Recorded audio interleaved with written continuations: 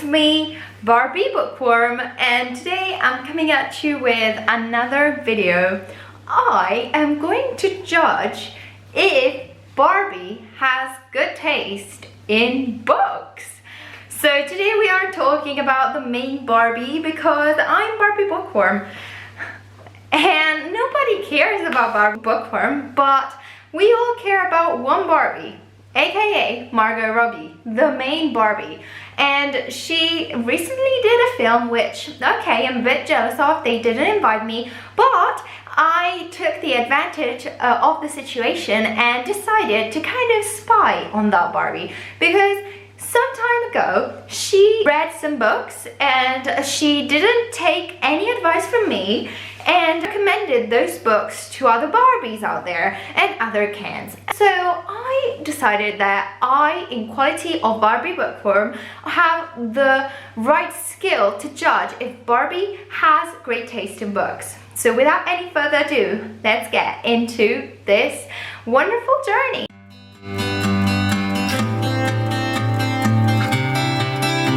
So, Margot Robbie, according to this profile that is called Celeb Book Rec, has suggested these 3 books. And I want to anticipate all of the mean comments that will be saying, oh my god, but I've seen different books. It really depends on the source that you have. This was my source. It was from a while ago. So please don't come at me. If you want for me to judge all of the others that she has recommended since I started this video, please write it down in the comments. Book 1 would be Harry Potter and the Sorcerer's Stone, or the Harry Potter series as a whole, I think.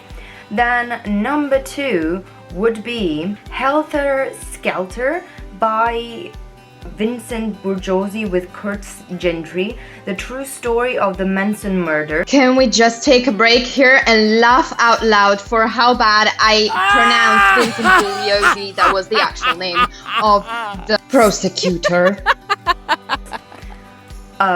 Okay, and number 3 would be The 5 People You Meet in Heaven by Mitch Albom. So, let's start with the first section of this recommendation, Harry Potter. Harry Potter, according to this profile, her favorite book series that has been said by 73 Questions with Margot Robbie by Vogue. I have read Harry Potter and have actually, in my times, thought the series to be my favorite for a long amount of time. Now, going back to Harry Potter, I still love how it's shaped and how much creativity goes into it. The fact that every chapter in every single book adds something and a new surprise, let's say, to the mix. I'm very excited about how well it's been built, but I discovered that the characters are no longer the characters that I have fallen in love with at the beginning. Unfortunately, I wasn't that excited about them the last time I read it. I found Hermione pretty annoying and I found the other characters as an overall not that great. So unfortunately it has fallen a bit for me, and I think it is just because of my age and how old I am now, and the fact that I have read them so many times that for me it has fallen down a bit. There's new literature that I'm invested in reading and new things that I want to add to my favorite books. So this has been going on for me. Harry Potter, a really great series. It really felt when I was a teenager that it was friendly and that the friends of the book were actually my friends, and the whole fact that it has been going on from the age of 11 when Harry discovers the magical word is kind of a beautiful way to enter in the magical word with him, and that was something that every child, every teen wanted. No going around it. So I really loved it for a long time. Now I'm not even sure if it's my favorite or not, but just say that, yeah, Margot, I agree with you, that was such a good read. I finished it. 5 People You Meet in Heaven by Mitch Albom. I finished it. And here's my commentary about it. I gave it 3 stars because I get where the whole story comes from. It's about this guy that saves a girl and by doing that he dies. and he gets in heaven and he meets a few people that tell him about the stories of his past life. I am not super impressed by the story because I feel that the whole novel is based on a concept that is very relative, and it's relative to the fact that the story assumes that when we will die, we will know everything about our past life. We will give a reason to everything that happened. And I really feel that that is not the case, because I really feel that it really depends whether or not we will actually be told everything, if we will have a reason for everything that happened. I don't think there always is, and if there is, we won't hear about it, or we won't hear about the totality of it. So I think that the overall basis of the book was based on a good premise, but that is not completely truthful. And the stories that were told were kind of for me, not special. So I am unfortunately disagreeing with Margot Robbie with that, because I feel that, yeah, it makes you think, but at the same time I've thought about that quite a lot. So I think that I'm not super convinced. So that was a no, or not as much of a recommendation. I wouldn't recommend that in my best ones you have to read.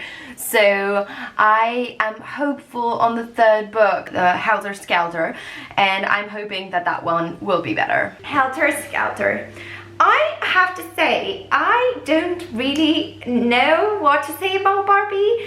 She has a kind of twisted mind, hasn't she? Well, the first two books were kind of cute, kind of nice, all about positive things. Here we have a true murder mystery story and the recollection of a trial. So Barbie, what are you doing in your spare time?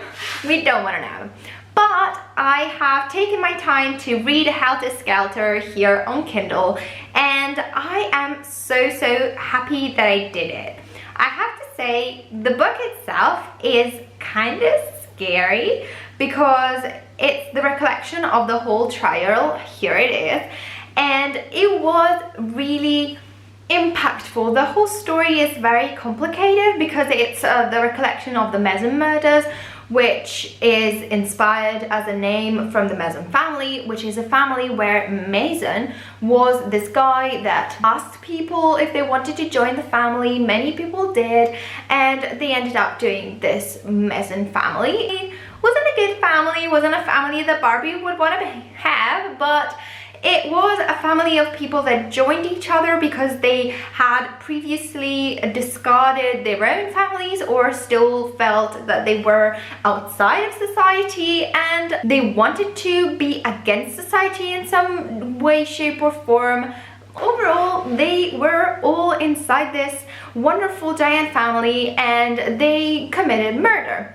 And the whole Helter Sketer story by Vincent Bugliosi with Kurt Gentry is basically the recollection of how the prosecutor condemned the family. There were so many other Barbies in that, which I was shocked to discover, because the whole narrative that Barbie isn't bad is true only for good Barbies, like our Barbie, the Barbie that suggested these books. Maybe she wanted us to know that not every Barbie is good. I'm not sure, but anyway, it was really shocking to see that the majority of the people involved with the crime were actually Barbies, and it was very shocking because in a lot of the trial they didn't show any remorse for what they did, which is crazy. You shouldn't commit murder. From a Barbie to a Barbie, don't. And I think that what shocked me most was to discover that the Barbies, through the whole trial, what they did was all tactical.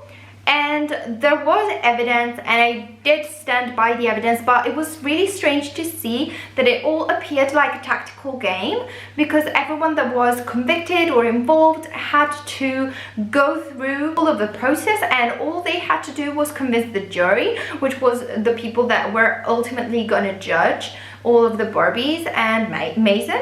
And so that was really interesting to see, because it shows us, as a Barbie bookworm, I'm not really acquainted with how the criminal system works, especially in the US.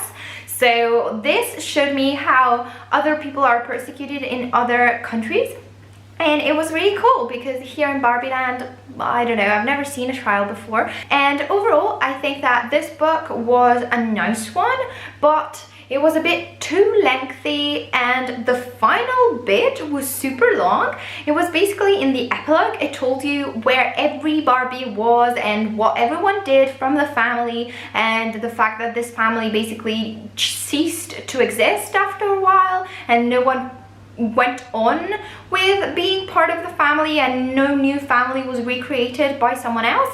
But it was really lengthy, because it discussed so many other members of this family and where they are, what they're doing, which ultimately is fun if you care a lot, but also kind of boring. What shocked me about this book was that here it told me that basically the whole length of pages were 598 pages, except that when I ended up arriving to page 598, it went on for another 30%, because it didn't count either the epilogue or everything that happened after the last chapter as part of the book, which I think was wrong, because as a Barbie bookworm, I would say every part counts. Like, maybe you don't want to read it, but 100% is 100%. So you should account everything inside the book, even epilogue, prologue, everything is part of the book. So it was really strange. But overall, I gave this book 3.5 stars for those reasons. Yeah, overall, I think that it was an informative book, but I wouldn't necessarily recommend it, even though I think it's really important to know actual things that happened, because this is a true story. So compared to the other two stories that are more magic realism or fancy, or still based in a more optimal reality, this is also another side of reality that even as a Barbie we should all know, because we cannot hide from that forever, and we should be aware that dark Barbies, dark Kens, they all exist. So that's my final opinion. And now I have to state, does Barbie have good taste in books? I have to say that I would say Barbie has good taste in books for the first part, but also questionable. So I would say that yes, Harry Potter for me was part of my childhood. I've always been a Barbie bookworm, and I was born a Barbie bookworm. So I read this one when I was 6, when I was a mini Barbie, and I really enjoyed that fantasy novel. That was a series that for me, it marked me, and it marked me in a positive way. So I'm super happy that Barbie suggested this series, because that was amazing. And then the second book, I'd say that the second suggestion Barbie made was okay. I have seen so many of these books that have the negative beginning, happy ending, and I personally am not 100% drawn to it, because for me, it's not necessary. But I would say if you're in need of a positive, heartwarming story, that is going to be a good one. There are many that do go into this trajectory, so if that's your kind of book, you will like it. And this one, I would suggest it to true crime fans, but because it's so very tactical, it's so very full of terms that are linked to trials, the word of trials. If you are not into big words and are not into lengthy explanations, I think that you wouldn't like that as much, because I went through this book because Barbie recommended it, but if she hadn't, I wouldn't have picked it up and I wouldn't have missed it. So that's what I say. If that's your kind of book, true crime is your cup of tea, just definitely go for it. But if it's not, don't waste your time. I wouldn't say. There are documentaries, I'm sure there will be podcasts on the same thing. You can discover what happened without having to read the whole 600 plus pages of this book. So that's my opinion as Barbie bookworm. I hope that you enjoyed my trajectory through Barbie recommendations, and if you liked this video, please subscribe, hit the like button, and I hope to see you all Barbies in the next video.